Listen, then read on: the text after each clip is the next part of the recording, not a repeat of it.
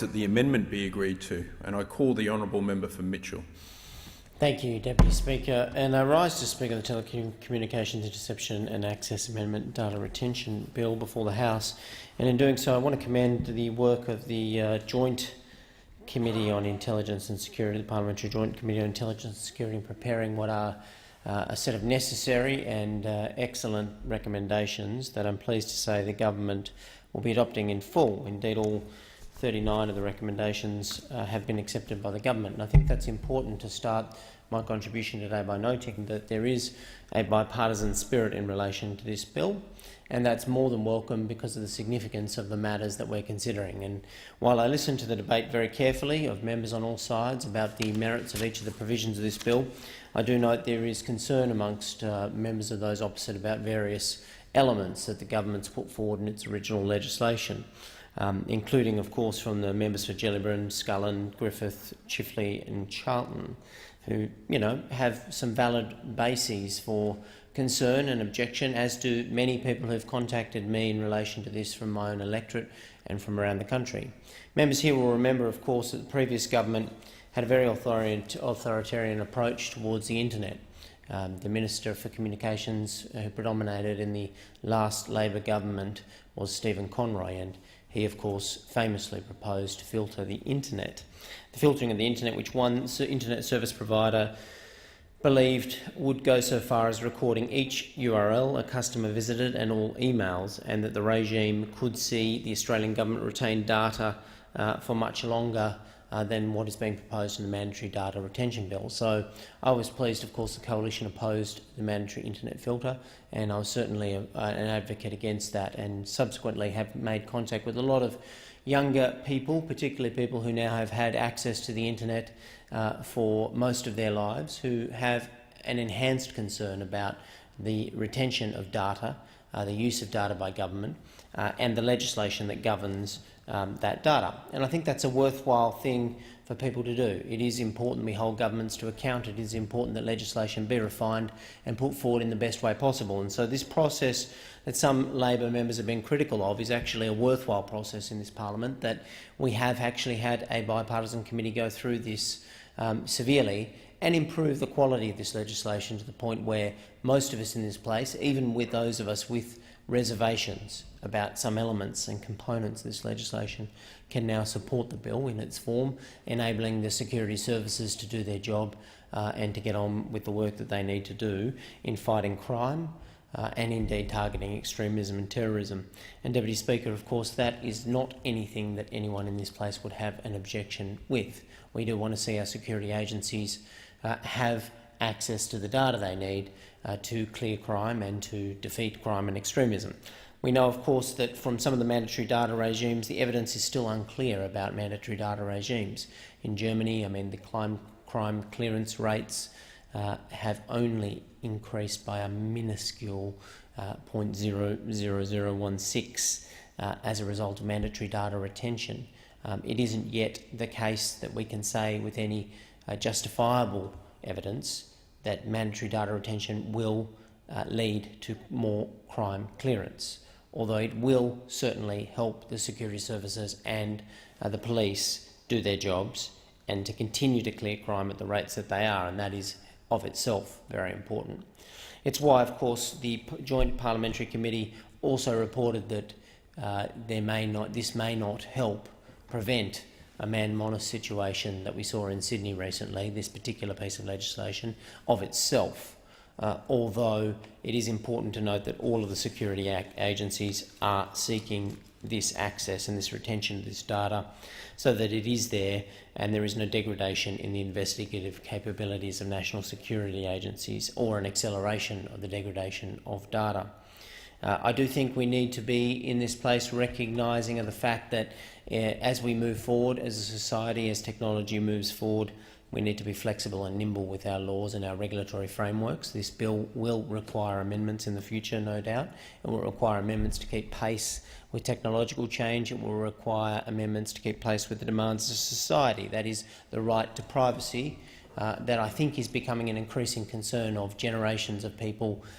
in the Western world in particular, and those especially with internet access almost from the age of birth until now until they die. Issues like the right to delete data are now in the frame of concern of emerging generations. Digital liberty, the right to access your own content and your own internet and browsing histories, all of your metadata content, I think are now going to become more vital issues as we move forward in Australia. And so I will be one of those people who will acknowledge the member for Chifley and his valid concern. Even figures like Senator Scott Ludlam, who I don't normally have a kind word for in relation to his politics or his policies, I think approaches this from a position of principle. And some unkind things have been said about him here in this debate, but I would stand up for him on this particular issue, saying that he is approaching it, I think, from the right angle and concern, perhaps not reaching the right conclusion that there is a form of laws that needs to be passed by this Parliament and by the Senate in the immediate future. I think he would do well to consider that and to help be more constructive while promoting the principles and the points that he is. I also welcome the group, I don't know if they call themselves the Ginger Group, Gellibrand, Scullen, Griffith, Chifley and Charlton, the members for. They might be a Ginger Group, they might be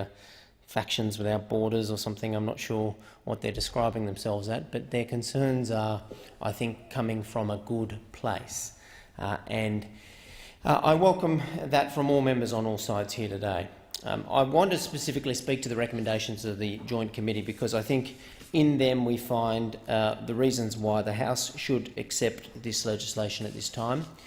because the recommendations have, I think, given us all a level of comfort as members of Parliament that we have a framework now within the bill and the legislation that will ensure the right level of oversight, the right level of monitoring, and the right ability of the Parliament to continue to have oversight over each of the provisions. And I just want to speak to briefly some of these recommendations and how they will affect the different elements of the bill.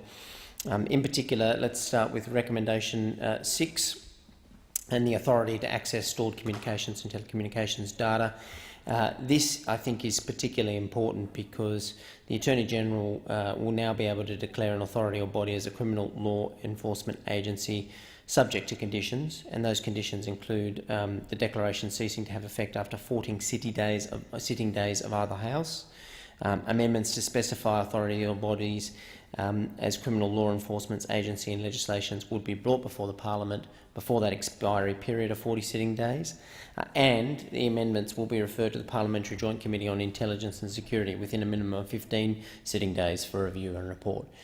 And I think it's important to go through those qualifications because these are the kinds of mechanisms that are now in place that will ensure, I think, the public can have confidence that there are strong protections and strong safeguards within this bill before us on their privacy and on the nature of the data, and that is Parliament will have that strong level of oversight, either the amendment expiring if the Parliament does not consider it, or the Parliament will have to consider it through the Joint Committee on Intelligence and Security.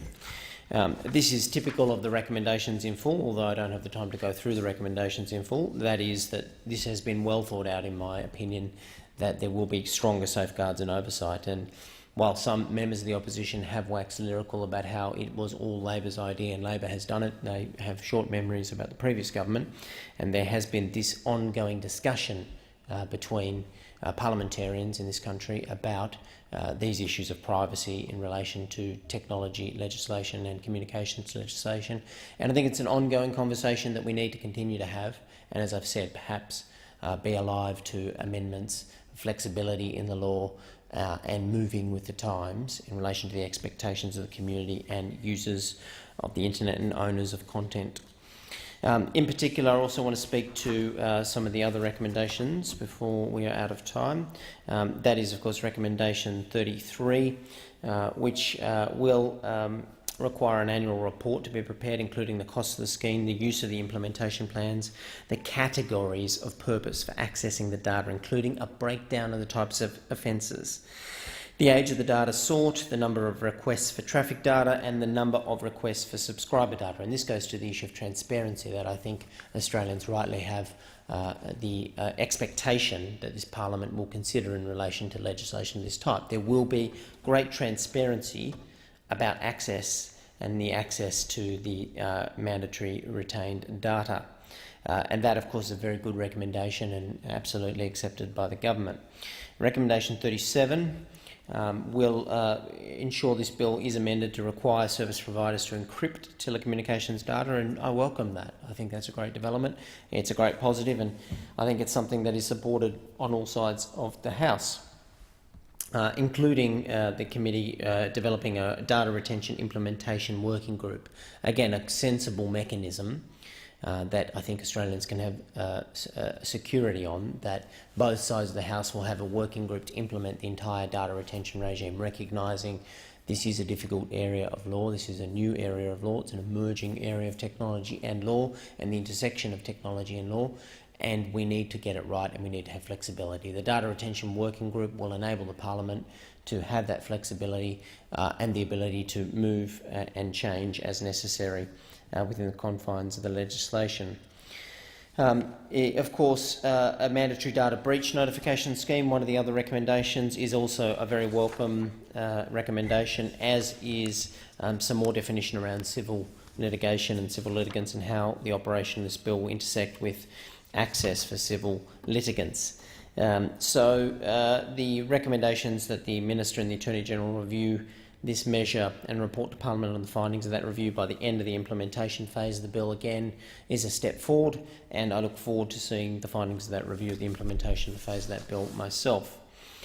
Moving back to the actual content of the bill, I do believe that this legislation needs to pass the House. While I have had my own concerns about aspects of this legislation, I certainly share the approach of the member for Chifley in some regards, that we do need to keep an eye on how we legislate in relation to these areas. We also need to be very aware of the threat posed to Australia by extremist organisations and those of our citizenry among us who have no respect or regard for the law. And we now know they exist within our society, and they exist in more numbers than any of us would like to see. That is, people who have absolutely no regard. We live in a world where people don't even acknowledge that the law exists, or that they obey it, or that they as a citizen have responsibilities under it. And it is very dangerous when we have those people in our midst who have no regard or no respect or no belief that they have to obey or respect the laws of our land. And we also know that those people are so fanaticised and poisoned in their mind that they are willing to destroy their own lives to destroy others, that they are willing to take their own lives to hurt others, to do damage to others, to destroy our society. And when you have a group like that among us, you have to be willing, I think, to concede certain amounts of our own liberty to ensure that we are protected and safe. Of course, there should be a debate around how much of that is given up and under what circumstances and for how long and under what limits. And I think this bill has come to a point where we can support it in this House and in the Senate, and ensure that our national security agencies and our police agencies at this time, who are in a very good zone of fighting crime and fighting extremism, can have the powers and the technological capability they need to do their jobs well, and of course to fight those extremists and target that serious category of crime. Where of course we need to be vigilant as a Parliament, and we need to be vigilant in the future, is to ensure that there is no breaching of this legislation that we don't want to see, either by individuals, by criminal agencies, by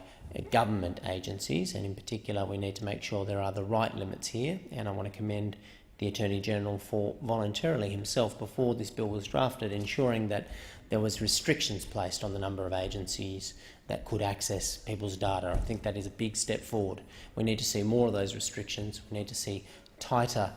access of data in the future, and only on the basis that it is absolutely necessary for national security or policing. And we need to make sure that in the future we do our job, both through the Parliament and through the Joint Committee on Security and Intelligence, in making sure the provisions of this bill are adhered to in all levels and respected by future Attorney-Generals and future governments. I want to commend in particular the Attorney-General. I want to commend in particular the member for Wannon, the chair of this committee. I think he has done an outstanding job in preparing these recommendations, And I want to commend those members of the opposition that are in that bipartisan spirit to understand this is necessary legislation and are giving up some of their views to ensure this is passed as well.